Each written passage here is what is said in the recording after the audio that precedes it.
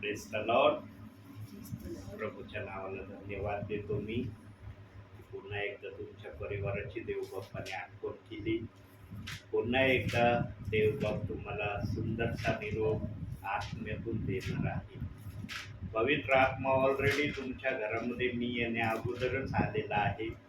देवाचा आत्मा फक्त माझी प्रतीक्षा करत होता की देवाचे सेवक केव्हा येतात आणि केव्हा माझ्या उपस्थितीमध्ये माझे प्रियजन मला बसलेले दिसतील. म्हणून प्रियांनो, देव बाप्पाचा आत्मा जर सर्व गोष्टी करायला आतुर आहे तर आपण पण देव बाप्पाच्या आत्म्यामध्ये आतुर होऊन देव बाप्पाचं गौरव करूया आणि भक्तीची सुरुवात आपण प्रार्थनेने करू.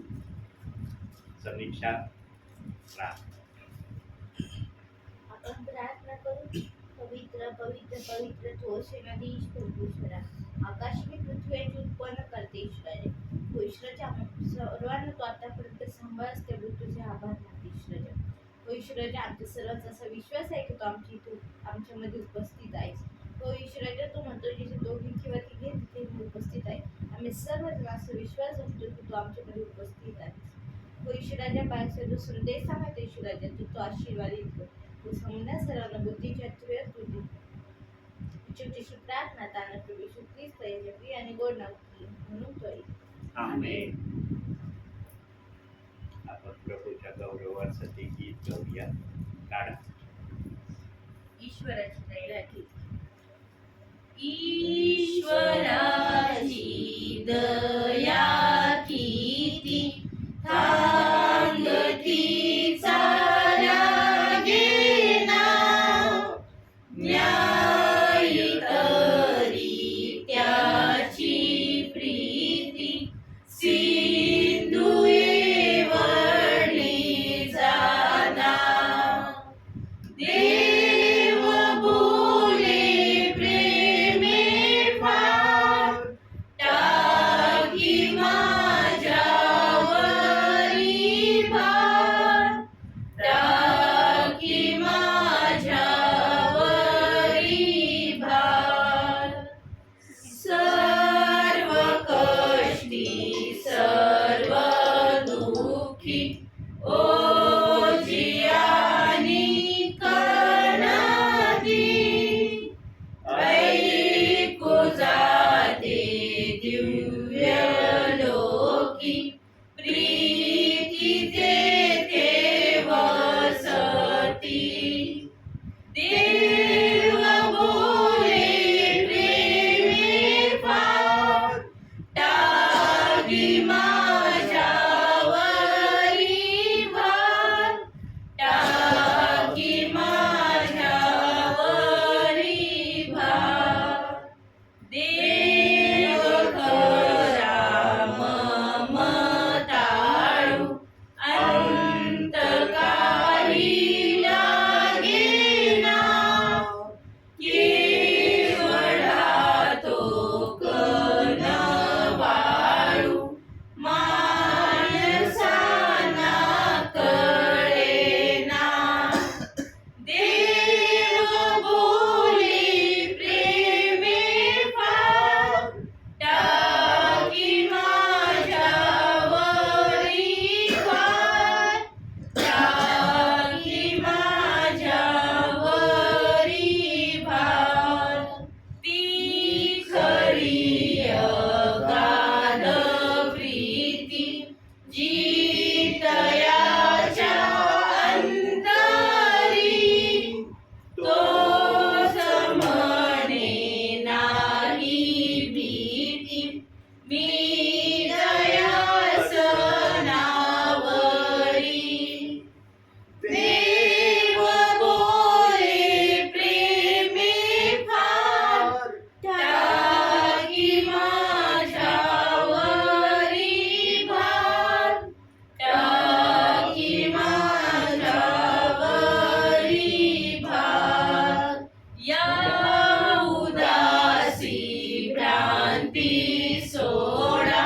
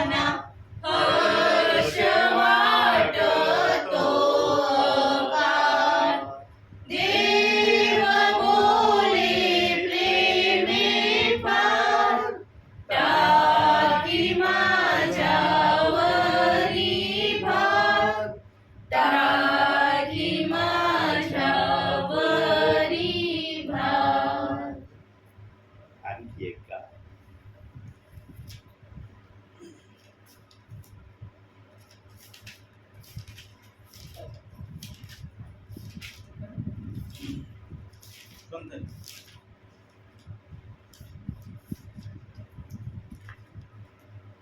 कोणतं सांग ना. शब्द सांग ना. जय जय प्रभू येशू. जय जय प्रभू येशू.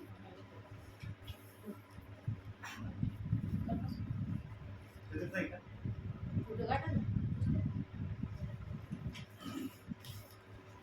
जय जय प्रभु यीशु की हालेलुया, जय जय प्रभु यीशु की हालेलुया, हमको बचाने आया जगत में उसकी स्तुति करो।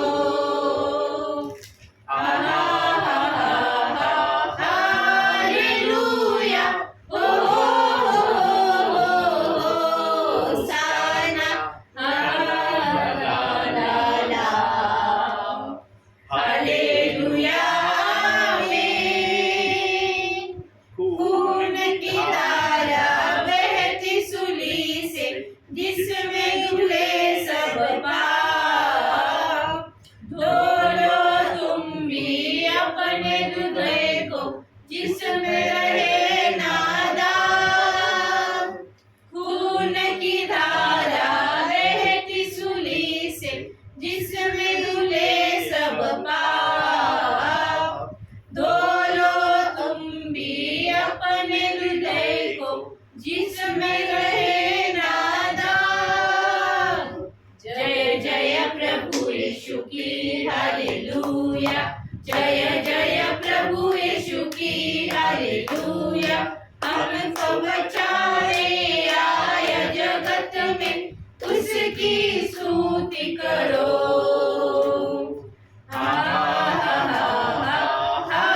हालेलुया, हो होसाना, ला ला ला ला ला ला, हालेलुया, आमीन। ग्रहण करो तुम आज यीशु को, प्रेम की बहती धार, उसको बना लो केवल हारा, नया लगा लो पार। ग्रहण करो तुम आज यीशु को, प्रेम की बहती धार, उसको बना लो केवल हारा, नया लगा लो पार।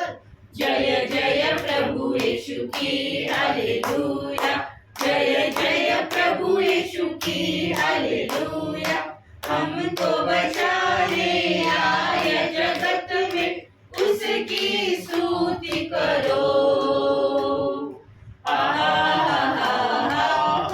हालेलुया, हो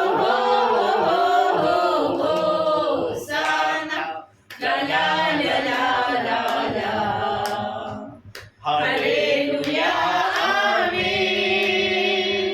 वापस आता मेरा प्रभु जी, ले जाएगा साथ। आशा मेरी अब तो यही है, चलो तुम मेरे साथ। वापस आता मेरा प्रभु जी, ले जाएगा साथ। आशा मेरी अब तो यही है, चलो तुम मेरे साथ।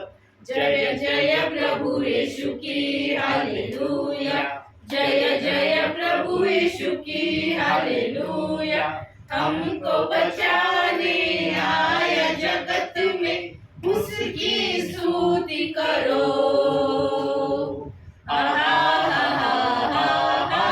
हालेलुया, हो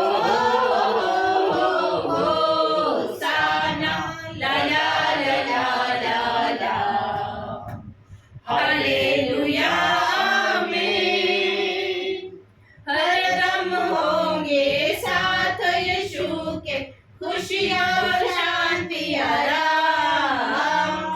आएगा वो लेने तुम्हें भी, रहना तुम तैयार।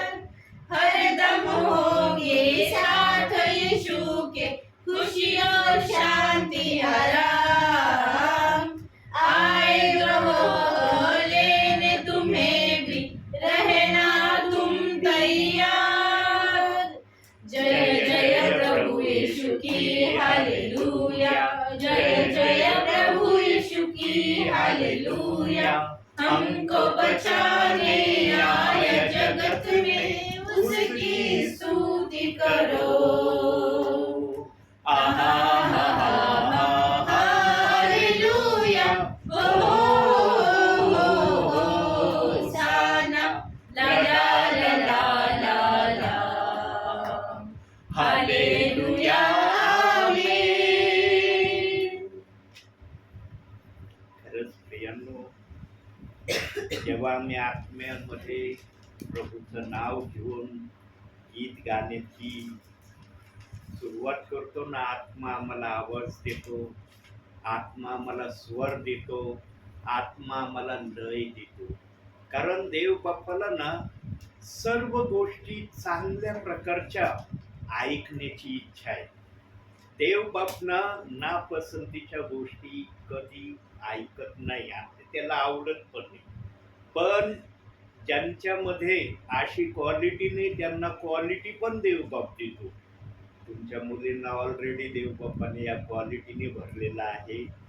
देव बाप खूप आशीर्वाद देऊ तुमच्या मुलींना. खरंच प्रियांनो, जेव्हा एकाग्रतेने सर्व मिळून आपण देव बाप्पाचं स्तुती आराधना करतो ना, तो आनंदच वेगळा आहे. त्या आनंदाला शब्दाने व्यक्त करणं कोणाला शक्य नाही. पण देव बाप्पा आम्हाला त्याही आनंदामध्ये थोडंफार बोलण्यासाठी सहाय्यता करतो. म्हणून आज आपण एक विशेष वचनाकडे जाणार आहोत. एक अशी विशिष्ट गोष्ट आपण वचनातून आज पाहणार आहोत आणि देव बाप्पाने ते मला दुपारीच दाखवलं.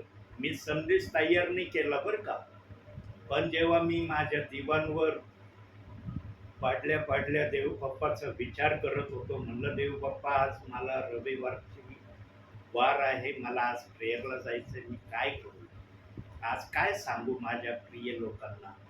देव बाप्पाने अशी गोष्ट मला दाखवली आणि जेव्हा देव बाप्पाचा आत्मा बोलत होता प्रियांनो, तेव्हा मला इतका आनंद, इतकं हृदयाला प्रसन्नता माझ्या त्या समयाला जाणवत होती, त्याचं मी वर्णन शब्दाने करू शकत नाही. आणि जेव्हा देव बाप्पाने मला संदेशाचा क्लू दाखवला, तेव्हा देव बाप्पाला मी म्हणलं, देव बाप्पा सर्व जर इथं सांगितलं तू, तर मला सांगताना जर सांगता नाही आलं तर मग काय करायचं. जेव्हा संदेश सुरू होईल देव बाप्पा, तेव्हा तो आत्म्यातून माझ्या मुखातून बोलावं एवढी मी तुला विनंती करतो. जो क्लू दिला त्याच क्लूवर आजचा संदेश आपला आहे. काढूया आपण आमोसाचं पुस्तक 3रा अध्याय 7वं वचन. आमोसाचं पुस्तक 3रा अध्याय 7वं वचन.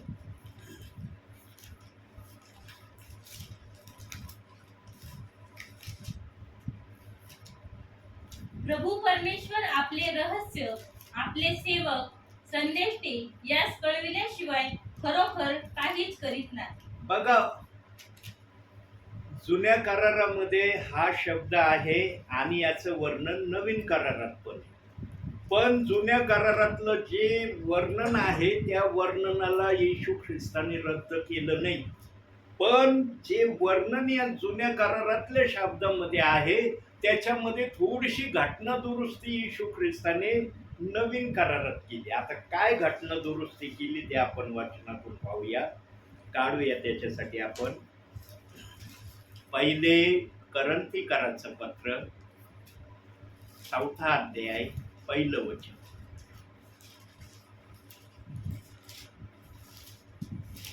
पहिले करंथीकरांचं पत्र 4था अध्याय 1 वचन. आम्ही ख्रिस्ताचे सेवक व देवाच्या रहस्यांची कारभारी आहोत असे प्रत्येकाने आम्हाला मानावे. असे आम्हाला मानावे. आता देवाच्या रहस्याचे कारभारी हा शब्द देव बाप्पाने नवीन करारामध्ये आणलाय. जुन्या करारामध्ये सरळ सरळ सांगितलंय, सेवक आणि संदेष्टे यांना सांगितल्या वाचून परमेश्वर काहीच करत नाही. हे शब्द जुन्या करारातले आहेत. पण नवीन करारामध्ये येशू ख्रिस्ताने आम्हाला तुम्ही रहस्याचे गुजाचे आम्ही कारभारी आहोत असे प्रत्येकाने मानावे. आता प्रत्येकाने मानावे, मग ते गुजाचे कारभारी किंवा रहस्याचे कारभारी दिसले पाहिजे ना. आहे का नाही? कोणाच्या कपाळावर लिहिले का तुम्ही रहस्याचे कारभारी आहे, गुजाचे कारभारी आहे? पण जेव्हा पवित्र आत्मा बोलायला लागेल ना, तेव्हा समजून घ्यायचं की कोण या गोष्टीचे कारभारी आहे. आणि जे कारभारी आहेत ना, त्यांना विशिष्ट तऱ्हेच्या माध्यमामध्ये देव बाप्पाने ठेवलंय. कसं ठेवलंय? वचनातून बघूया. कलसेकराचं पत्र, 1 अध्याय 26 वचन.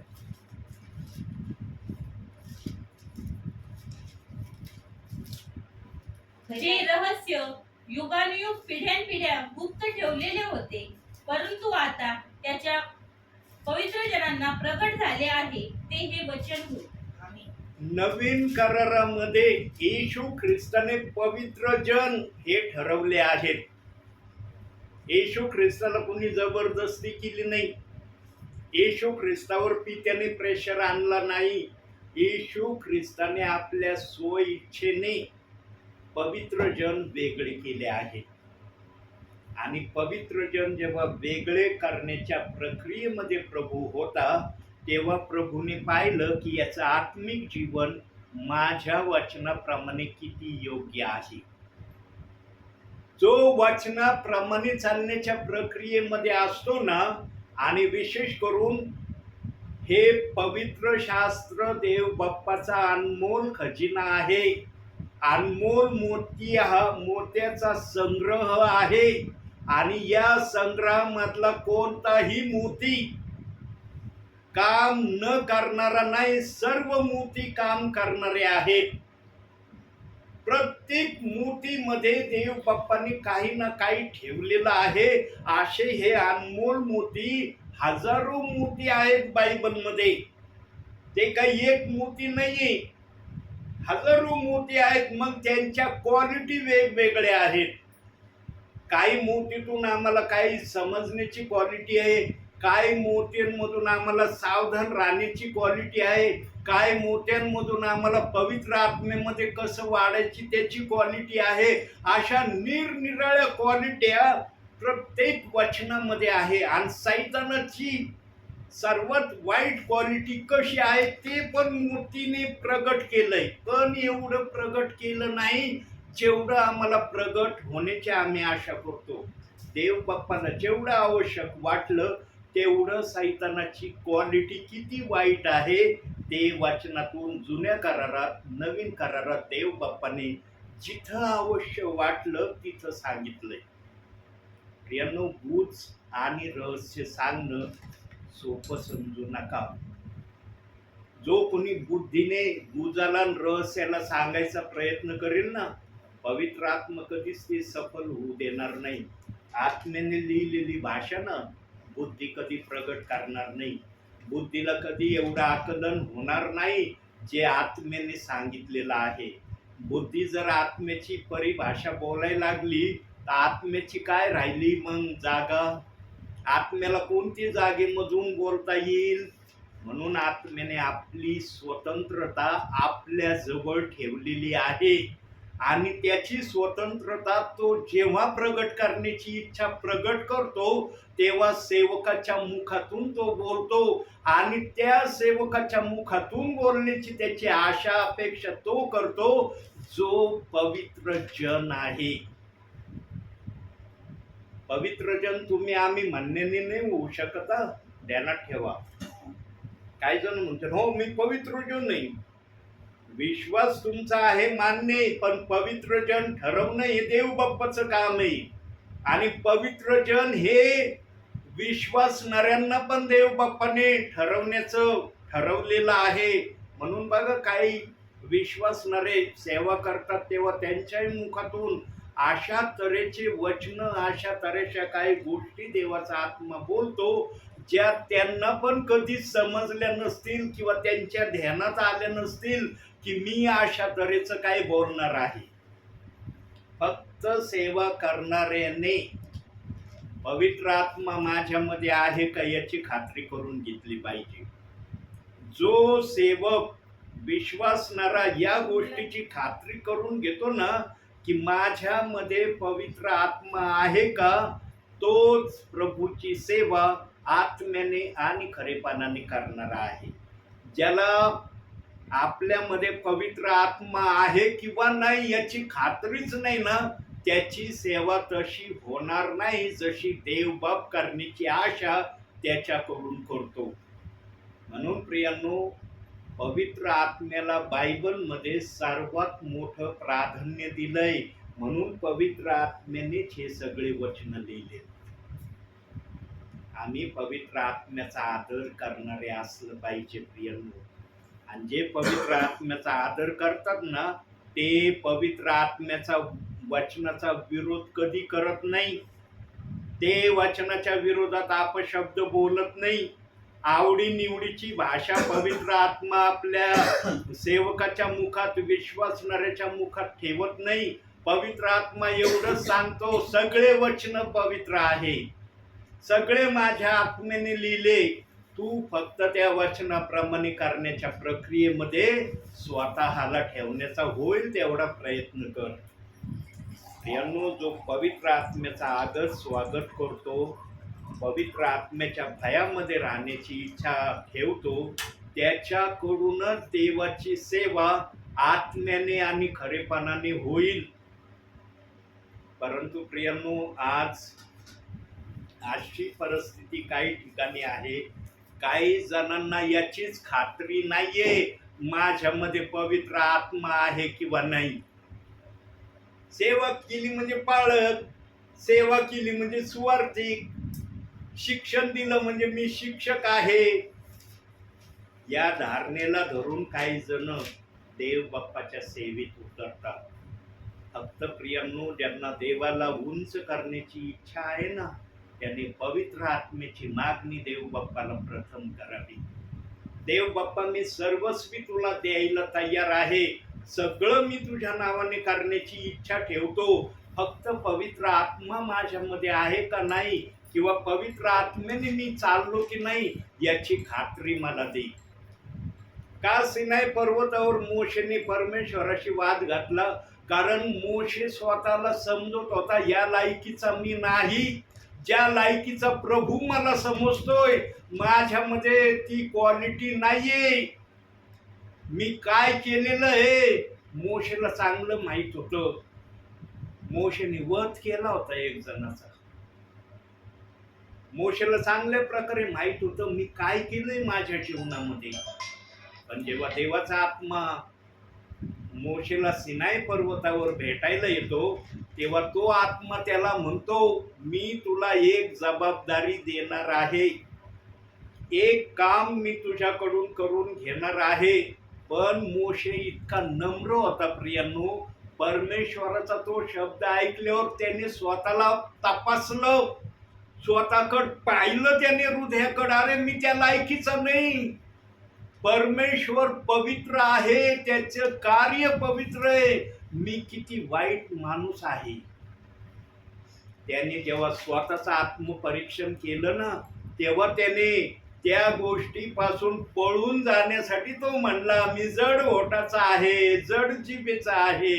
परमेश्वराला सगळं कळलं होतं की हा का असं बोलत आहे, कारण त्याची जी पार्श्वभूमी होती ना मोशेची, ती पार्श्वभूमी चांगली नव्हती. ती पार्श्वभूमी त्यांनी चांगली ठेवली नव्हती. म्हणून तो देवाचं पवित्र कार्य करण्यासाठी माग जाण्याचा प्रयत्न करत होता आणि सरते शेवटी बोलला, एवढ्या मोठ्या फारो राजासमोर माझी उभं राहण्याची पात्रता नाही. एवढा बलाढ्य राजा आहे तो, त्याच्या समोर मी काय उभं राहावं आणि काय त्याच्याशी बोलावं. मग परमेश्वर म्हणला तू नाही बोलणार. मला माहिती आहे तुझी क्वालिटी काय आहे, तू काय केलंस तुझ्या जीवनामध्ये, तू कसा वागत आलास आतापर्यंत. हे दर्शन घेण्या अगोदरपर्यंत तू काय काय कारनामे केलेस ना, ते कारनामे तुला माझ्या सेवेपासून माग जाण्यासाठी हटवित आहे. मला कळतंय जे काम तुला मी देणार आहे, जी सेवा मी देणार आहे, ती पवित्र आत्म्याची सेवा आहे, तुझी सेवा नाही. फक्त तुझी गरज आहे मला, तुझ्या शरीराची मला आवश्यकता आहे, बाकी मी सगळं काही करीन. जेव्हा मोशाला ही भाषा आत्म्याची कळली ना प्रभूला, तेव्हा मोशे शांत झाला. म्हणलं ठीक आहे, जातो मी फारो राजक. यांनो, आम्ही नेहमी आमचं आत्मपरीक्षण करून देवाच्या सेवेमध्ये उतरणं गरजेचं आहे. हा सेवक आहे म्हणून मी पण होईन सेवक. एकमेकाकडे पाहून कधी सेवक बनण्याचा प्रयत्न करू नका. देवाने जर तुम्हाला कॉलिंग केली ना, आणि ज्याला देवबाप सेवेसाठी कॉलिंग देतो ना, त्याला देवबाप काही ना काही दाखवतो. मला जेव्हा सेवेसाठी देवाने कॉलिंग केलं ना, तेव्हा देवाने मला वचन दाखवलं. काय वचन दाखवलं बघूया जरा. स्तोत्र संहिता 32 अध्याय 8 वचन. हे वचन देव बाप्पाने मला दाखवलं.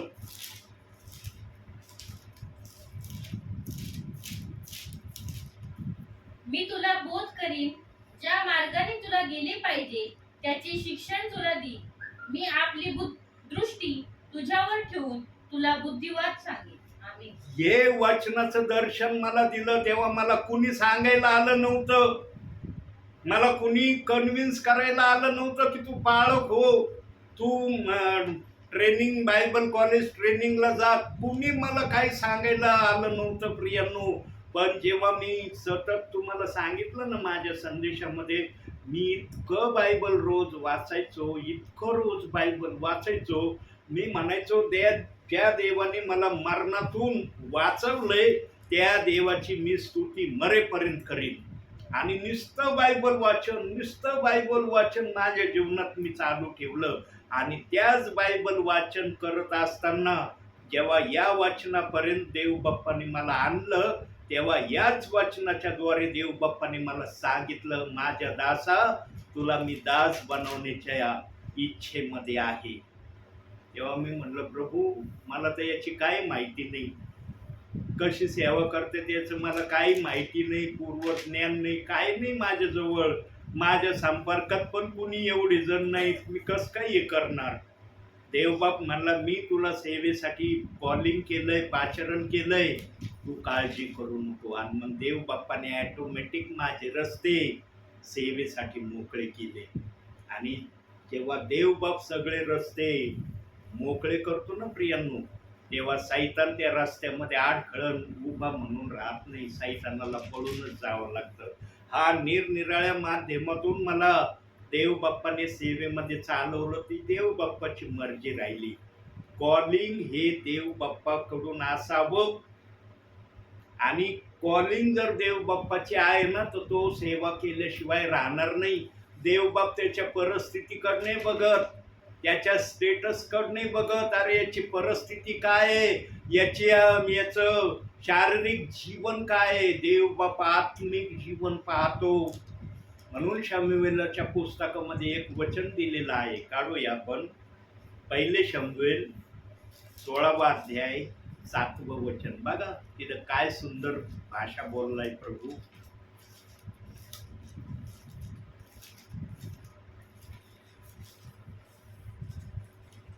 1 शमूएल 16 अध्याय 7 वचन.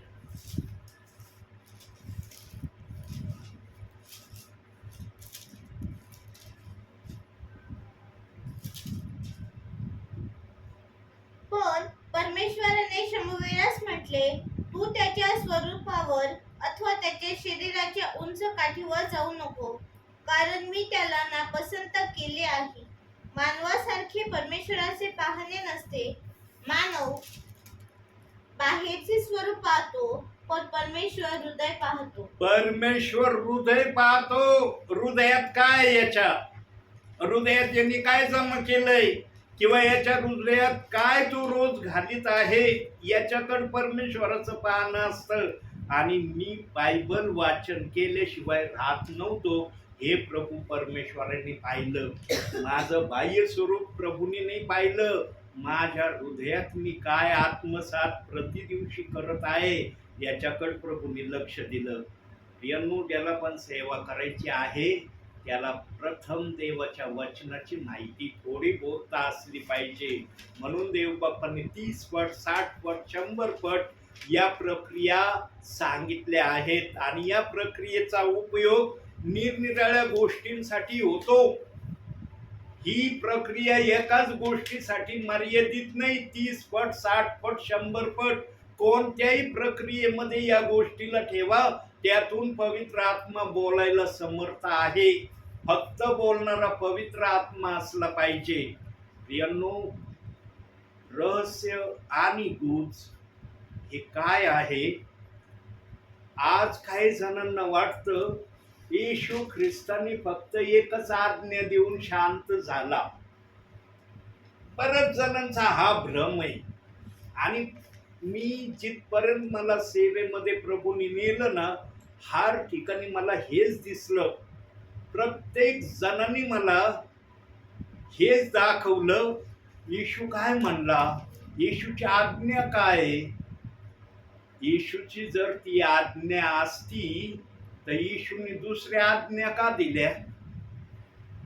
येशूची जर तीच आज्ञा फायनल होती तर येशूने दुसऱ्या आज्ञा का दिल्या? एकाच आज्ञेला घेऊन चालणं देव बाप्पाने सांगितलं नाही. प्रियांनो, बायबल मध्ये निरनिराळ्या माध्यमातून देव बाप स्पष्टपणे बोललाय. त्यातल्या 2 गोष्टी मी तुम्हाला दाखवतो की ह्या गोष्टी स्वतः येशू बोललाय. जशी आज्ञा दिली ना येशूने, त्याच प्रकारच्या याही गोष्टींना येशूने आज्ञा दिली. पण या गोष्टीकडे दुर्लक्ष केलं जात आहे. पहिली आज्ञा बघूया, प्रेषितांची कृत्य 1 अध्याय 4 वचन. पहिली आज्ञा बघा काय दिली.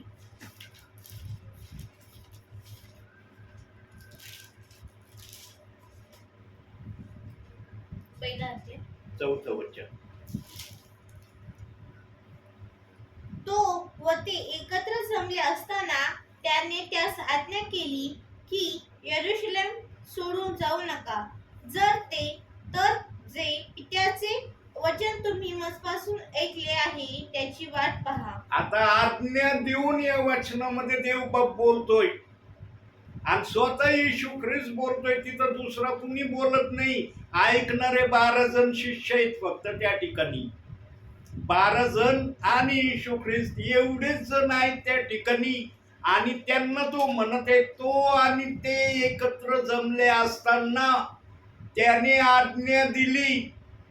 बघा, तो स्वतः बोलतोय, मी आज्ञा देतो. काय आज्ञा देतो? यरूशलेम सोडून जाऊ नका, यरूशलेम मध्येच राहा. जे पित्याचं वचन तुम्ही माझ्याकडून ऐकलं त्याची तुम्ही वाट पहा. या आज्ञेला कुणी सांगत नाही. आज या आज्ञेविषयी कुणी बोलत नाही. आणि जर हे वचन कुणी दाखवलं ना तर काहीतरी इकडचं तिकडचं बोलून या वचनाला सोडून दिलं जातं. प्रियांनो, देव बाप्पाचा शब्द आहे तो. येशू ख्रिस्त स्वर्गरोहण होण्या अगोदर येशू ख्रिस्तानी हे बोललाय. पहिली ही आज्ञा दिली. आता दुसरी आज्ञा बघू. 2 सांगितले ना, आता दुसरी आज्ञा बघू. योहान कृष्ण शुभवर्तमान 14वा अध्याय 16वं वचन. बघा दुसरी आज्ञा काय दिली. मी पित्याला विनंती करीन, मग तो तुम्हाला दुसरा कैवारी म्हणजे सत्याचा आत्मा देईल, अशासाठी की त्याने तुम्हा बरोबर सदा सर्वदा राहा. जर माझी पहिली आज्ञा तुम्ही मान्य केली ना तर दुसऱ्या आज्ञेप्रमाणे तुम्हाला मी सत्याचा आत्मा द्यायला लावीन. माझ्या पित्याला विनंती करीन. माझ्या पित्याला सांगन, यांनी माझी पहिली आज्ञा ऐकली, यांना सत्याचा आत्मा देईल. आणि त्याला दुसरा कैवारी हे नाव येशू ख्रिस्ताने दिलंय. या 2 आज्ञा कोण पाळीन हो? येशू ख्रिस्ताच्या मुखातूनच निघलेल्या या दोन आज्ञा आहेत. कोण पाळीन? कोणाला या दोन आज्ञा पाळण्यासाठी हे शब्द बोललाय प्रभू? येशू ख्रिस्त काय म्हणलं हे मान्य. येशू ख्रिस्त पहिला शब्द बोलला, वर स्वर्गात आणि पृथ्वीवर सर्व अधिकार मला देण्यात आला. हे येशू ख्रिस्ताने मत्ते 28:18 मध्ये इथून स्टार्टिंग केलं. मग 19-20 वचनात 19 बाप्तिस्म्याचं सांगितलं आणि 20व्या वचनात सांगितलं युगाच्या समाप्तीपर्यंत मी तुमच्या बरोबर आहे. मग ही जर आज्ञा त्याने त्या ठिकाणी प्रगट केली, मग ह्या दोन गोष्टी विषयी येशू ख्रिस्त बोलला. हे कोणासाठी बोलला? ही सेवा कोणती सेवा होती? प्रियांनो, बायबलमध्ये 2 बाप्तिस्मेचे वचन दिलेत ना, तर त्याचे 2 क्लू पण देव बाप्पाने ठेवले. अग्नीच्या जिभा ज्या आल्या ना पेंटिकॉस्टच्या दिवशी, त्या अग्नीच्या जिभा आजही पृथ्वीवर आहेत. गेल्या नाही, त्या पृथ्वीवरच आहेत त्या. आणि त्याच 120 अग्नीच्या जिभा अख्ख्या पृथ्वीला व्यापून राहत आहे. जिथं कुठं देव बाप्पाचं गौरव चाललंय, ज्या ठिकाणी प्रभूची स्तुती आराधना चालली, संदेश चाललाय, तीच अग्नीची जीभ बोलत आहे सेवकाच्या मुखातून, सेविकाच्या मुखातून आणि ब्रदरांच्या मुखातून. फक्त अट आणि शर्त या अग्नीच्या जिभेला एवढी आहे की तुमच्यामध्ये पवित्र आत्मा आहे का याची तुम्ही खात्री आणि तपासणी करा. जर तुम्हाला याची खात्री तपासणी झाली ना की माझ्यामध्ये पवित्र आत्मा आहे, तर तो पवित्र आत्मा कधीच वचनाला दोष लावायचं तुम्हाला सांगणार नाही. पवित्र आत्मा कधी तुम्हाला ही भाषा बोलू देणार नाही की माझ्या वचनाला दोष लाव. आत्मा कधी आत्मेच्या वचनाला दोष लावील का प्रियांनो? आत्मा कधीच दोष लावणार नाही. जे पण वचन देव बाप्पाने लिहिलंय बायबलमध्ये, ते पूर्ण अधिकारानं देव बाप्पाने लिहिलंय. फक्त आम्हाला ते समजत नाही म्हणून आम्ही पेचात पडतो, घोटाळ्यात पडतो. 2 वचन दिले, एक घ्यायला सांगितलं, कळत नाही भाषा. अरे 2 ठेवले, ते एक घ्यायला सांगितलं, कसा घ्यायचा? एक हा घेतलं तर याला नाही घ्यावं लागणार, याला घेतलं तर याला सोडून द्यावं लागणार. हे तुम्ही धरून चालला, देवनी धरून चालला. ये देवाला जर अशा प्रकारे चालायचं असतं तर तो बोललाच नसता. 2 ठेवले आणि एक घ्यायला सांगितलंच नसतं त्यांनी. त्याला कळलं असतं, अरे 2 ठेवतोय मी, एक घ्यायला सांगतोय, मग यांचं बरोबर आहे जे काय करते ते. एक कसा घ्यायचं ना ते देव बाप्पाला माहिती आहे. आणि देव बाप्पाकडून तुम्हाला हे सांगितलं जावं म्हणून मी नेहमी सांगतो की बायबलच्या दोन्ही बाप्तिस्म्याच्या वचनांना वाचा आणि देव बाप्पाकडे विनंती करा. माणसाकडे करू नका. देव बाप्पाला म्हणा, देव बाप्पा तू 2 वचन ठेवले, एक घ्यायला सांगितलं, कसा घ्यायचं सांग. यानो देव बाप तुम्हाला निश्चित सांगेल की कसं हे करायचं. जे प्रेषित 2:38ची सेवा करतात ना, काही जणांना वाटतं आम्ही मत्ते 28-19 वचनाचे कट्टर विरोधक आहे. आम्ही विरोधक नाही, आम्ही सन्मान करणारे त्या वचनाचा. आम्ही कधीच विरोध नाही करत. कारण येशू ख्रिस्त जर म्हणला पित्याच्या, पुत्राच्या, पवित्र आत्म्याच्या नामाने, तर आम्ही आदर करतो येशू ख्रिस्ताच्या या शब्दाचा, त्याचा आदर करतो. म्हणून आम्हाला सेवा करण्याची संधी देव बाप देतोय. पण तुम्हाला ती भाषा कळत नाही म्हणून तू म्हणतो नाही मग 28-19 वचनाला न मानणार आहे. आम्ही जर असे करणार असतो कुणाला कळलं नसतं, पण देवाला तर कळलं असतं ना की हे काय करणार आहेत. आम्ही फार आदर सन्मान त्या वचनाचा करतो. पण देव बाप्पाने जशी शिडी असते ना, पाहिल्यावर पाय ठेवल्यावर दुसऱ्यावर जावंच लागतं, त्याप्रमाणे देव बाप्पाने आम्हाला काही गोष्टी शिकवल्या. म्हणून देव बाप बोलला योहान 14:16 वचनात, दुसरा काय वरी, पहिलं काय वरी का नाही म्हणलं तिथं येशू ख्रिस्त. तो जर मत्ते 28-19 वचनात बोललाय, मग त्या ठिकाणी त्याला पहिलंच काय वरीची भाषा का नाही तिथं बोलला? तो दुसरा काय वरी का म्हटला? यांनो देवाच्या मनातलं समजणं आणि आमच्या मनाने अर्थ लावणं याच्यामध्ये फार अंतर आणि फरक आहे. देवाच्या आत्म्याच्या भाषेचा अर्थ ना देवाच्या आत्म्याच्या भाषेप्रमाणे आहे. त्या भाषेला तुम्ही समरूप झाले तर तुम्हाला त्या वाचनाची महती कळन की ते वचन देव बाप्पांनी बायबल मध्ये का ठेवलं.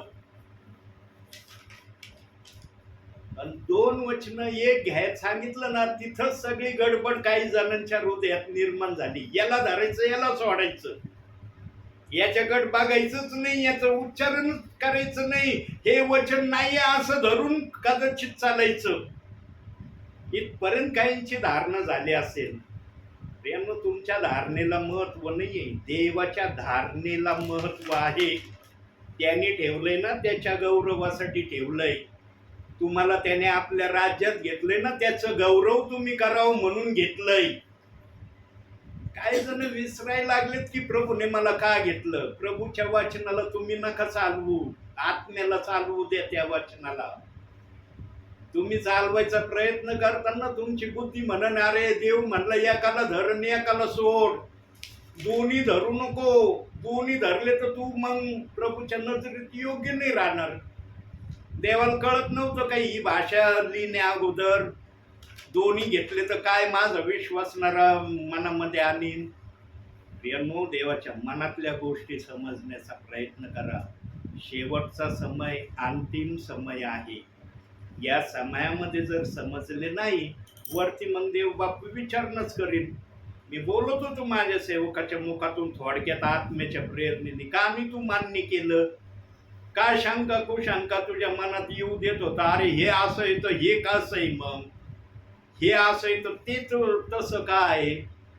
प्रियांनो कोणतंही वचन पवित्र आत्म्याशिवाय कोणाला समजणार नाही. पवित्र आत्मा जर असला तरच ते वचन तुम्हाला समजेल. बायबलच्या वचनाला घेऊन कोणत्याही प्रकारचे तर्क वितर्क हे देवाच्या आत्म्याला मान्य नाही. देवाच्या आत्म्याने वचन सरळ ठेवलंय, आम्ही सरळच त्या वचनाला ग्रहण केलं पाहिजे. त्या वचनाविषयी आमच्या मनात शंका कुशंका वाद विवाद कुरकुर हे आम्ही सोडून दिलं पाहिजे. ते देवाचं वचन आहे, तुम्ही नाही लिहिलं, ते देवाने लिहिलंय. त्याच्या गौरवासाठी त्यांनी लिहिलंय. तुम्हाला ते गौरव समजत नाही म्हणून तुम्ही काही बोलता. नाही नाही हे जमत नाही आम्हाला, हे वचन नाही आम्हाला चलत, या वचनाचं आम्हाला काही महत्व वाटत नाही. तुम्हाला नाही वाटत, देवाला वाटतंय महत्व, कारण देव म्हणतो मी लिहिलंय ते. प्रियांनो समजून घ्या, स्वर्गात जाणं फार सोपं आहे, स्वर्गात जाणं फार कठीण आहे. ऐकलं तर स्वर्गात जाणं फार सोपं आहे. नाही ऐकलं मग देव म्हणशील का नाही ऐकलं, तू का ऐकत नव्हता. तुला सांगण्यात येत होतं तेव्हा तू का प्रश्न उभे करत होता. प्रियांनो बायबलमध्ये जे पण वचन ज्या पण प्रकारे लिहिले ना ते देवाच्या गौरवासाठी आहे. आम्हाला फक्त देवाच्या आत्म्याने ते वचनाचा अर्थ समजून सांगितला पाहिजे. मग काही असू दे, तो बाप्तिस्म्याविषयीचा असू द्या किंवा विश्वासामध्ये चालण्याविषयी असू द्या किंवा सैतानापासून आम्ही सावधान कसं राहावं यासाठी असू द्या किंवा आम्ही संकटामध्ये आहोत तर संकटातून आम्ही बाहेर कसे निघतो त्याविषयी असू द्या किंवा आम्ही आजारपणामध्ये आहोत, भयंकर आजाराने आम्ही त्रस्त आहोत, त्यातून आम्ही कसं बाहेर निघणार त्याविषयी पण देव बाप्पांनी सांगितलंय. एक वचन बघूया आपण त्यातलं, योहानकृत शुभवर्तमान. बघा देव बाप्पाने सर्व गोष्टीचं कसं सांगितलंय एका शब्दामध्ये. 11वा अध्याय 4थं वचन. ते ऐकून येशू म्हणाला, हा आजार मरणासाठी नव्हे तर देवाच्या गौरवार्थ म्हणजे त्याच्या योगी देवाच्या पुत्राचे गौरव व्हावे यासाठी आहे. बघितलं, आजार पण येतो ना ते देवाच्या गौरवासाठी आहे. का देवाच्या गौरवासाठी? कारण तुझ्या मुखातून देवाचं गौरव व्हावं ही देवाची अपेक्षा आहे. आणि जिथं अपेक्षा देवाच्या मनामध्ये आहे ना तिथं वाचनाला दोष लावण्याची प्रक्रिया नाही. लक्षात घ्या. देवाचा आत्मा बोलायला लागला, सर्व सविस्तररित्या बोलतो. आजार मरणासाठी नाही, देवाच्या गौरवासाठी आहे. जो देवाचा गौरव करतो तो देवाच्या वचनाचा विरोध करेल का? देवाचा आत्मा त्याला विरोध करायला सांगन का? या वचनाचा विरोध कर, या वचना विरोधात चल, या वचनाच्या विरोधात काही पण बोल, कोणाला पण सांगन का देवाचा आत्मा असं? म्हणून देवाने सर्व अधिकार आपल्या जवळ ठेवलाय. म्हणून तो म्हणला, संदेश हा मनुष्याच्या इच्छेने आलेला नाही, पवित्र पुरुषाने पवित्र आत्म्यातून तो दिला आहे. तुमच्यामध्ये पवित्र आत्मा आहे तर तो बोलेल, नाही तुमच्या जवळ मग तुम्ही काय बोलता ते तुम्हाला माहित आहे. देवाला दोष लावणं, देवाच्या वचना विरोधात बोलणं देवाला कदापि मान्य नाही. देव कधीही या गोष्टीची मान्यता तुमच्या मुखातून प्रकट करणार नाही की हे खरं आहे, तुम्ही जे करतात ते बरोबर आहे. कधीच देवाचा आत्मा या गोष्टीला बोलणार नाही. म्हणून देवाचा आत्मा आजही सांगत आहे, आजही बोलत आहे, आजही तो सावधान करत आहे.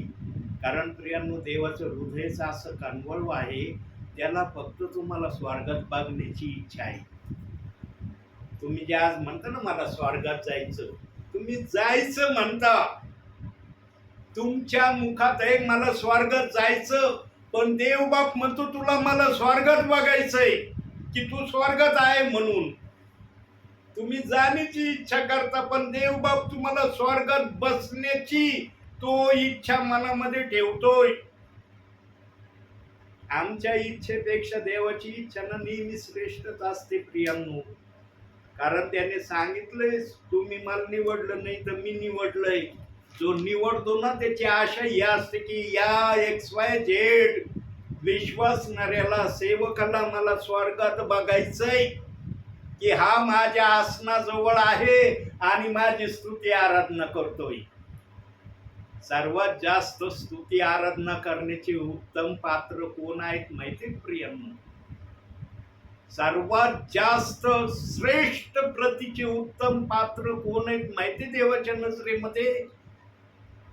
ज्यांचा देवाच्या नावामध्ये राहून आत्मघाती याने मृत्यू झाला किंवा त्यांना मारण्यात आलं, ते सर्वात उत्तम पात्र आहेत देवाच्या नजरेमध्ये.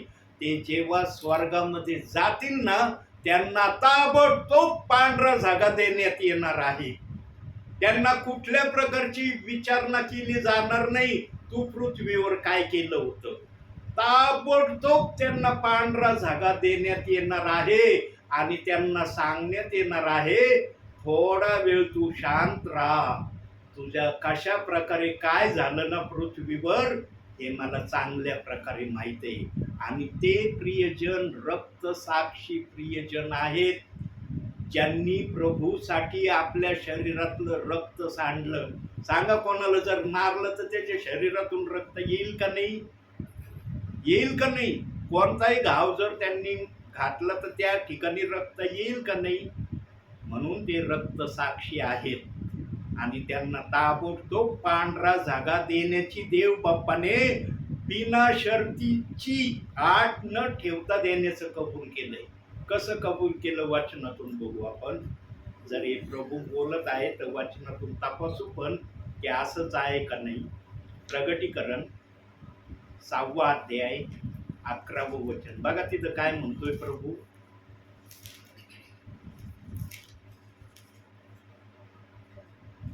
6वा अध्याय 11वं वचन.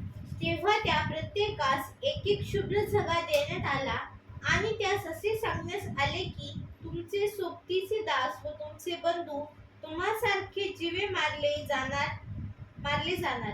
त्याची संख्या पूर्ण होईपर्यंत तुम्ही आणखी थोडा वेळ स्वस्थ राहा. पृथ्वीवर या प्रक्रिया होणार आहेत. बायबलचा शब्द आहे तो. आकाश पृथ्वी नाही तशी होईल, पण देवाचं वचन नाही तसं होणार नाही. देव बाप बोललाय ना, ह्या प्रक्रिया काही जणांवर होणार आहेत, पण ते कोण भाग्यशाली, कोण देवाच्या नजरेमध्ये देव बाप्पांनी ते पात्र बनवलेत किंवा ठरवलेत ते आम्हाला माहिती नाही. आम्हाला येणाऱ्या दिवसात कळणार आहे.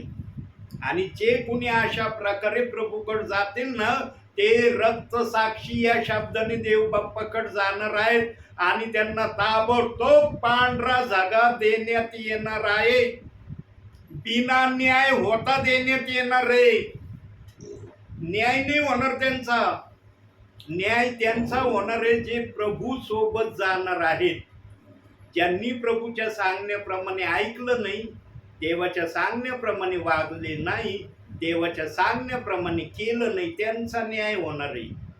ज्यांनी देवाचं ऐकलं त्याप्रमाणे केलं त्यांचा न्याय नाही होणार. बायबल सांगतंय.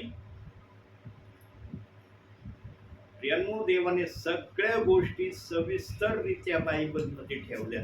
फक्त आत्मा आमच्या जवळ असला पाहिजे आणि तो बोलणारा असला पाहिजे.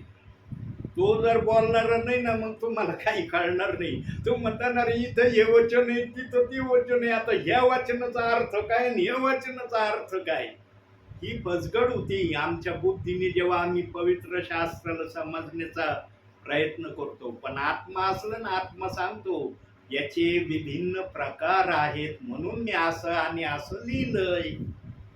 पवित्र आत्मा कोणत्याच गोष्टीचा अर्थ सांगायला कधी घाबरत नाही. त्याच्याजवळ हर गोष्टीचा अर्थ आहे. त्याने जर ठेवलंय तर त्याला माहित आहे कुठं काय लिहिलंय. म्हणून सैतानाची त्याने सर्वात मोठी ओळख आम्हाला करून दिली. 2 वचन आपण सैतानाचे बघूया. पहिलं वचन, आणि या गोष्टी आम्ही सैतानाच्या लक्षात ठेवा म्हणून देवबाप दाखवतोय. देवबाप असं दाखवित नाही. 2 करंती 4 अध्याय 4 वचन, पहिली गोष्ट.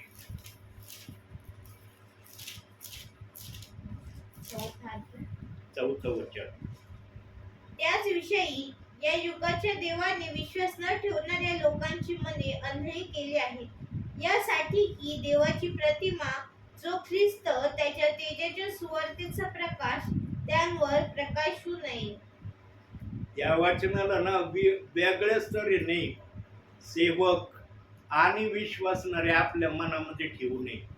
देवाने तसं नाही ते वचन दिलं जसं वाचण्यात आलंय. प्रियांनो, जो देवाच्या वचनामध्येच शंकेने चालतो त्या संदर्भात तो शब्द दिलाय. परत वाच बाळ तेच वचन.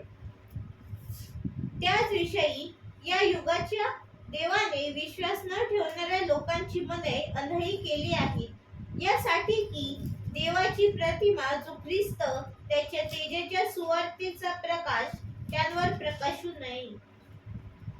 पवित्र आत्म्याचा प्रकाश त्यांच्यावर प्रकाशत नाही प्रियांनो, जो वचनाच्या संशयामध्ये आहे. म्हणून येशू ख्रिस्त म्हणला, माझे रहस्य माझे दूत सांगण्यासाठी मी पवित्र जनांना वेगळं करीन.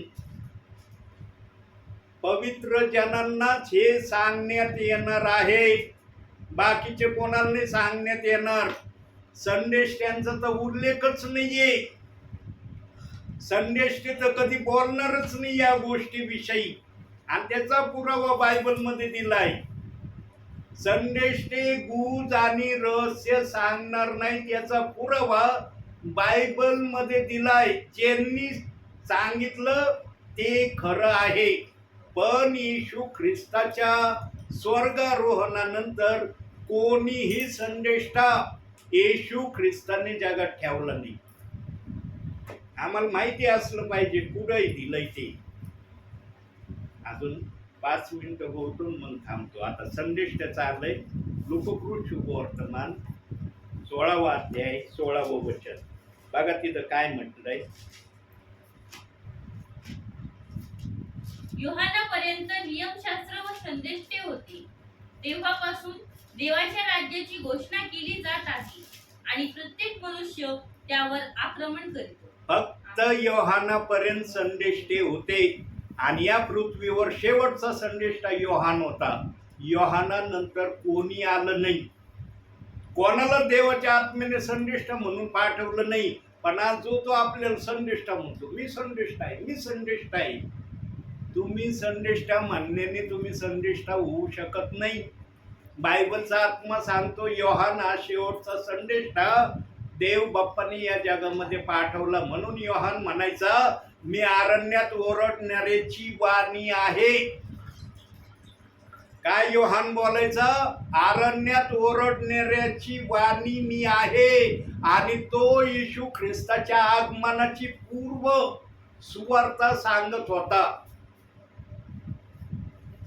येशू ख्रिस्ताच्या वाहनाचा बंद सोडवण्यास मी योग्य नाही, ही भाषा तो बोलत होता.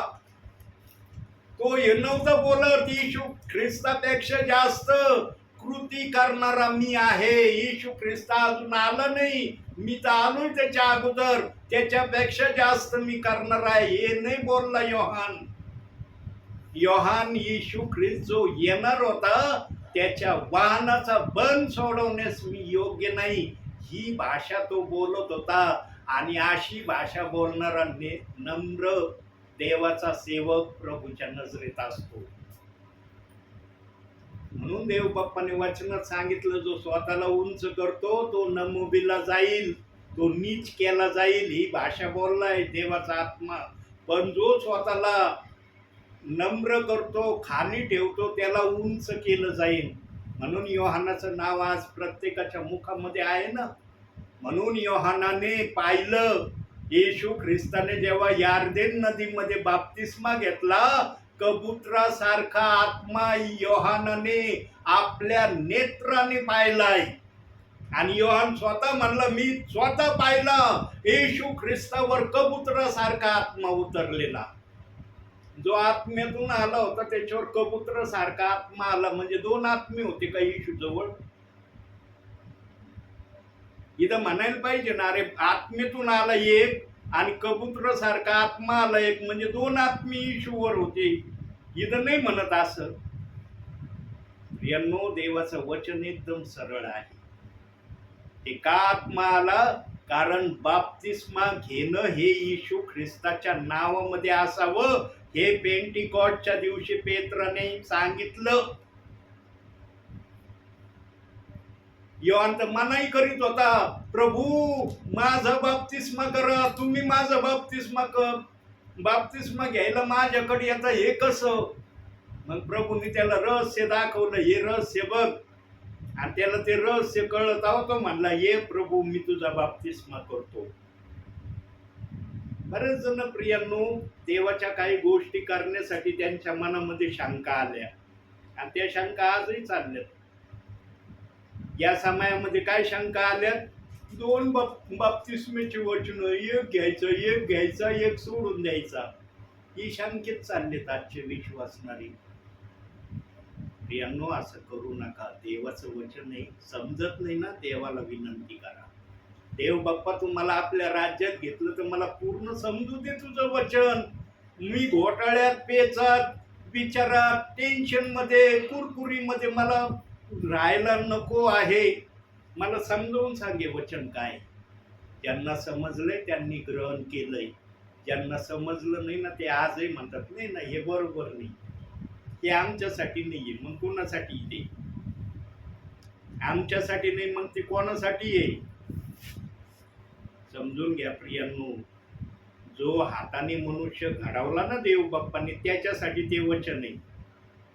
त्याने ते आत्मसात करावं, त्या वचनाप्रमाणे त्याने आपलं जीवन प्रभू समोर व्यतीत करावं म्हणून ठेवलंय. पण समजत नाही. नाही नाही, हे घेतलं ना, येशूची आज्ञा मानली ना, मग ही आज्ञा कोणाची आहे?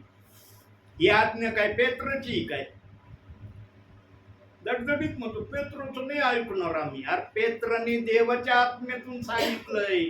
तो काही एवढा विद्वान नव्हता, तो अनपढ होता, निरक्षर होता, मासे धरणारा. त्याला आत्मा म्हणला सांगित, तेव्हा त्यांनी सांगितलं. न तर अनपढ लोकांना काय माहिती काय सांगायचं मला.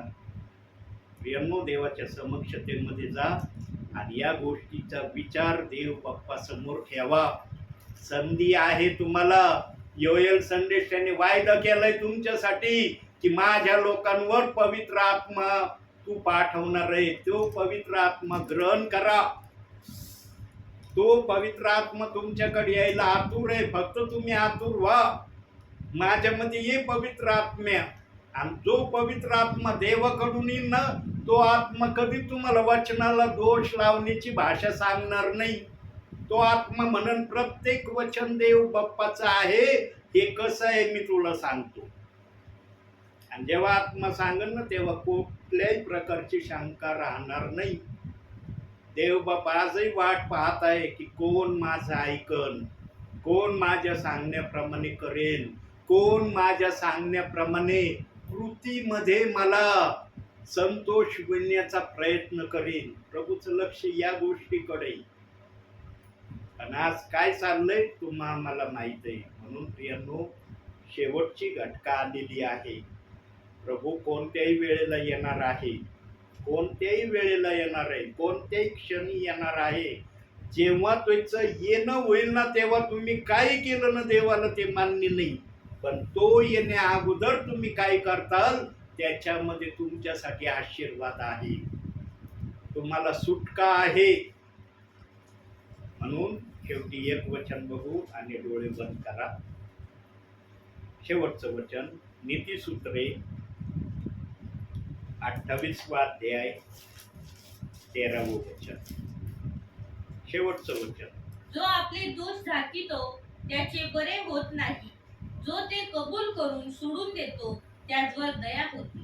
देवबाप या वचनातून तुम्हाला आणि मला भरपूर आणि भरपूर आशीर्वाद देऊ. आमेन. करा डोळे बंद.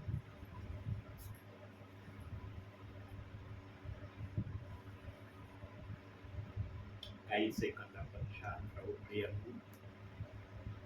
मग आपण देव बाप्पाची प्रार्थना करणार आहोत.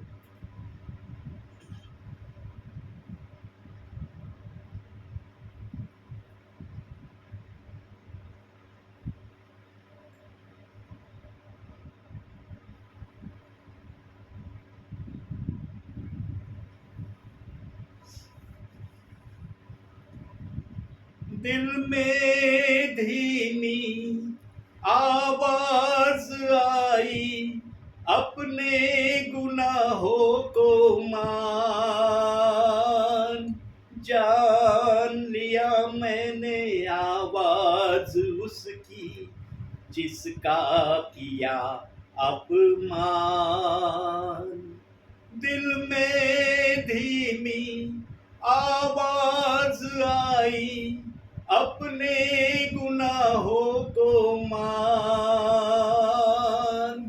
जान लिया मैंने आवाज उसकी, जिसका किया अपमान. प्रार्थना में जो कुछ मांगा पूरा करो अरमान. प्रार्थना में जो कुछ मांगा पूरा करो अरमान. सारी खताएं मानता हूँ, तेरा करूँ अब ध्यान. प्रार्थना में जो कुछ मांगा पूरा करो अरमान. होय, आम्ही जे काही प्रार्थनेमध्ये विश्वासाने आमच्या भावी उन्नतीसाठी देवबापाकडे मागू, देवबाप आम्हाला ते दिल्याशिवाय राहणार नाही. पण आम्ही तेच मागितलं पाहिजे जे आमच्या भावी जीवनासाठी उपयोगाचं आहे. चैनीचं जर आम्ही मागितलं तर ते मुळीच दिलं जाणार नाही असं बायबलमध्ये लिहिलेलं आहे. म्हणून प्रियांनो, देवाच्या उपस्थितीमध्ये देव मला पूर्ण समजावा, देवाचं वचन माझ्या जीवनामध्ये पूर्ण व्हावं, या गोष्टीला धरून जर आम्ही देव बाप्पाच्या सानिध्यामध्ये स्वतःला आणण्याचा प्रयत्न करू तर देव बाप निश्चित आम्हाला त्यातून आशीर्वाद प्रदान करेल. म्हणून प्रियांनो, देवाचा जय जयकार, देवाची स्तुती आणि देवाच्या समक्षतेमध्ये सदैव चालण्यासाठी स्वतःला तयार करा. म्हणून शेवटची प्रार्थना आपल्यामध्ये प्रेरणादायी आहे त्या करतील. आपण प्रार्थना करू. पवित्र पवित्र पवित्र सेनाधीश परमेश्वरा, आकाश आणि पृथ्वी यांचे उत्पन्न करते ईश्वराचे बाप्पा, आतापर्यंत सांभाळच म्हणून मी तुला धन्यवाद देते. राजा मी तुमचा वेळ काळ समय सर्व तुझ्या हातात देते ईश्वराजा. ईश्वराजा बाप्पा, या संध्याकाळच्या समय ईश्वराजा जी भक्ती झाली ती तुझ्याच आणि तुझ्याच नावात आशीर्वाद कर ईश्वराजा बाप्पा. ओ प्रभू ख्रिस्ता, स्तुती आराधना तू आशीर्वादित कर. आमच्याद्वारे तू उंचविला जा आणि तू गौरविला जा ईश्वराजा बाप्पा. ओ प्रभू ख्रिस्ता, बाळासाहेबांनी जो संदेश सांगितला ईश्वराजा बाप्पा, तू समजण्याचा बुद्धी चातुर्य तू आम्हाला दे. तू प्रत्येकाच्या जीवनात बाप्पाच्या संदेशाद्वारे कार्य कर ईश्वराजा बाप्पा. ओ प्रभू ख्रिस्ता, ऐकणाऱ्या प्रत्येकासाठी संदेश हा आशीर्वादाचा असा कर ईश्वराजा. ओ प्रभू ख्रिस्ता, तू म्हणतो जिथे दोघी किंवा तिघे तिथे मी उपस्थित आहे. ओ प्रभू ख्रिस्ता, तू आमच्यामध्ये उपस्थित आहे असा आमचा विश्वास आहे ईश्वराजा बाप्पा. ओ प्रभू ख्रिस्ता, बाळासाहेबांसाठी प्रार्थना करते ईश्वराजा बाप्पा. त्यांचं येणं जसं आशीर्वादित केलं त्यांचं जाणं देखील आशीर्वादित कर. हो ईश्वराजा, तुझी वचन सेवा करत असताना बाप्पा, प्रवास करत असताना त्यांच्या भोवती तुझ्या देवदूतचं कुंपण असते ईश्वराजा बाप्पा. वचन सेवा करत असताना लागणार ज्ञान बुद्धी चातुर्य तू आपल्या ज्ञानाच्या भांडारात करू ईश्वराजा बाप्पा. हो प्रभू ख्रिस्त बाप्पा, त्यांच्याद्वारे तू उंचविला जा आणि तू गौरविला बाप्पा. त्यांचा उपयोग बाप्पा तू आपल्या राज्याच्या वाढीसाठी करून घे आणि होय तुझ्याच नावाचा करू ईश्वराजा बाप्पा. त्यांच्या कुटुंबियांना आशीर्वादित कर ईश्वराजा बाप्पा. सर्व अडचणीपासून संकटांपासून तारण करता, उद्धार करता आणि रक्षण करता. हो ईश्वराजा बाप्पा, प्रार्थना करते आमच्या कुटुंबियांसाठी. हो ईश्वराजा बाप्पा, बाप्पा काम करत असताना त्यांच्या भोवती तुझे दूतचं कुंपण ठेव. शक्ती तू पुरव ईश्वराजा बाप्पा. सर्व अडचणीपासून संकटांपासून तू सोडव ईश्वराजा बाप्पा. आईसाठी प्रार्थना करते, उत्तम आरोग्य स्वीकारते ईश्वराजा बाप्पा. हो प्रभू ख्रिस्त, आतापर्यंत आरोग्य दिलं तसं इथून पुढे बाप्पा तू सांभाळ. हो ईश्वराजा बाप्पा, तिची पात्रपणाची काठी तू ईश्वराजा बाप्पा आणि होते तुझ्याच नावाचं करू ईश्वराजा बाप्पा. मम्मीसाठी प्रार्थना करते ईश्वराजा बाप्पा. हो प्रभू ख्रिस्त, या 40 दिवसाचे उपवास धरले असताना ईश्वराजा बाप्पा शक्ती सामर्थ्य तू दे ईश्वराजा बाप्पा. तुझा आशीर्वादित उपवासाचे करून घे ईश्वराजा बाप्पा. तिच्याद्वारे तू उंचावले जा आणि तू गौरविला जा ईश्वराजा आणि होते तुझ्याच नावाचं गौरव. दिदीसाठी प्रार्थना करते ईश्वराजा बाप्पा. हो प्रभू ख्रिस्त, बाहेर ठिकाणी राहत असताना लागणारी शक्ती बुद्धी चातुर्य तू तिला दे. हो ईश्वराजा बाप्पा, सर्व अडचणीपासून संकटांपासून तारण करता, उद्धार करता आणि रक्षण करता तू ईश्वराजा. जाणे तू आशीर्वादित कर आणि होते तुझ्याच नावाचा गौरव ईश्वराजा बाप्पा. बाप्पा, आणि शाळेत जात येत असताना आमच्या भोवती तुझं कुंपण तू ठेव. हो ईश्वराजा बाप्पा, लागणारा ज्ञान बुद्धी चातुर्य तो आपल्या ज्ञानाच्या भांडारात ठेव ईश्वराजा बाप्पा. हो प्रभू ख्रिस्त बाप्पा, आमचे नातेवाईक संबंधातले लोक यांच्यासाठी प्रार्थना करते ईश्वराजा बाप्पा. हो प्रभू ख्रिस्त, प्रत्येकावर तुझा आशीर्वाद स्वीकारते ईश्वराजा बाप्पा. प्रत्येकाच्या अडीअडचणी मला नाही पण ईश्वराजा तुला ठाऊक आहे प्रभू. हो प्रभू ख्रिस्ता, सर्वांच्या अडीअडचणी सोडवणारा देवेस म्हणून तुला धन्यवाद देते बाप्पा. हो प्रभू ख्रिस्त बाप्पा, आम्ही आता जेवण खाल्लं ईश्वराजा बाप्पा ते तू आशीर्वादित कर. आम्हाला दिलंच मी सर्वांना दे.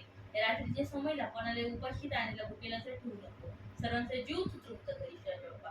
बाप्पा, या रात्रीच्या समयला जे प्रवास करत असतील त्यांचा तो प्रवास सुखाचा कर. जे आजारी असतील येशूच्या नावात त्यांचा तो आजार बरा कर आणि होते तुझ्याच नावाचा गौरव ईश्वराजा बाप्पा. हो प्रभू ख्रिस्ता, तू म्हणतो तुम्ही प्रार्थना करून जे काय मागाल ते तुम्हाला मिळाले आहे असा विश्वास करा म्हणजे ते तुम्हाला दिले जाईल. हो ईश्वराजा बाप्पा, आजची प्रार्थना विनंती बाप्पा तारणार प्रभू श्री ख्रिस्त त्याच्या गोडन पैठणात केली म्हणून तिथे आमेन. हे आमच्या स्वर्गातील बाप्पा, तुझे नाव पवित्र मानले जाऊ. तुझे राज्य जसे स्वर्गात तसे पृथ्वीवर. तुझ्या इच्छेप्रमाणे हो. आमची रोजची भाकर आज आम्हाला दे. जसे आमच्याकडे स्नोन सोडले तशीच आमच्याकडे आम्हाला सोड आणि आम्हाला स्पर्शात नकोस तर आम्हाला सटवीत सोड. कारण की राज्य सामर्थ्य आणि गौरव ही स्वर्गात तुझीच आहे. आमेन. प्रभु यीशु रक्त की जय. प्रभु यीशु रक्त की जय. प्रभु यीशु रक्त का जय जयकार असो. आमेन. धन्य यीशु नाम, धन्य यीशु नाम, धन्य यीशु नाम सर्वकाळ. धन्य यीशु नाम, धन्य यीशु नाम, धन्य यीशु नाम.